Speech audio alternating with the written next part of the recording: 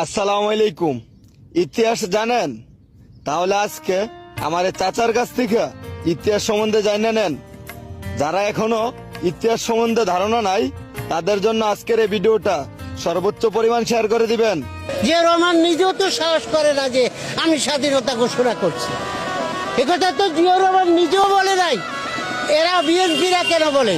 আপনারা কেন এই 50 বছর পূর্বের প্রশ্ন করেন? আমার তো ব্যথা হয়, আমার দুঃখ লাগে। কত জবাব দিবে ওইভাবে?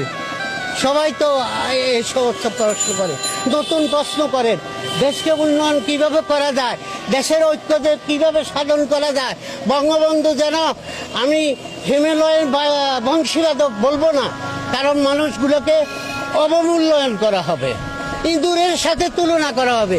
এই জন্য আমি বঙ্গবন্ধুর ডাককে হ্যামিলনের বংশীবাদকের সাথে তুলনা করছি না। আমি বলছি বঙ্গবন্ধু এদেশের মানুষের মনের ধারণা, মানুষ কি চায় এগুলা বুঝতে পেরেছে।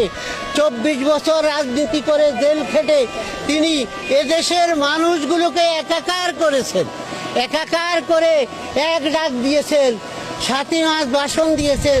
স্বাধীনতার ঘোষণা তো মূল ঘোষণা 7ই মার্চে হয়েছে।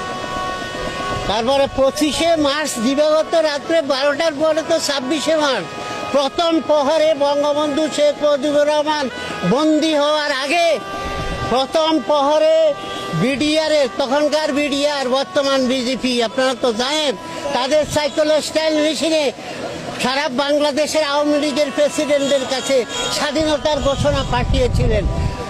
জিয়াউর রহমানের আগে চট্টগ্রাম আওয়ামী লীগের সভাপতি হান্নান শাহ, আমি আগেও বলেছি, তিনিও তো পাঠ করেছেন। তাহলে কি হান্নান শাহ ঘোষক হবে?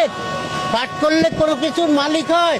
মালিক হতে হলে সেই যোগ্যতা অর্জন করতে হয়। বঙ্গবন্ধু শেখ মুজিবুর রহমান সারা জীবন রাজনীতি করে মানুষের বিশ্বাস, আস্থা অর্জন করেছিলেন এবং সত্য এ নির্বাচনের নিরঙ্কুশ সংখ্যাগরিষ্ঠ তা নিয়ে ম্যান্ডেট পেয়েছে। এই জাতি, তখনকার 7.5 কোটি জাতির জন্য কোনো কিছু করার ম্যান্ডেট 70-এর নির্বাচনের মাধ্যমে জনগণ বঙ্গবন্ধুকে দিয়েছে। পরিস্থিতির শিকার হয়ে বঙ্গবন্ধু স্বাধীনতা ঘোষণা করে। স্বাধীনতার কথা ছিল না, পরিস্থিতির শিকার হয়ে স্বাধীনতা ঘোষণা করেছেন। সেই 7ই মার্চ আগেও বলেছি কি কৌশলে করেছে। সেদিন যদি বলল সোহরাওয়ার্দী উদ্যান তৎকালীন রেস করছে, বঙ্গবন্ধু যদি বলতেন আমি এখন আপনাদের সম্মুখে বাংলার স্বাধীনতা ঘোষণা করি, তাহলে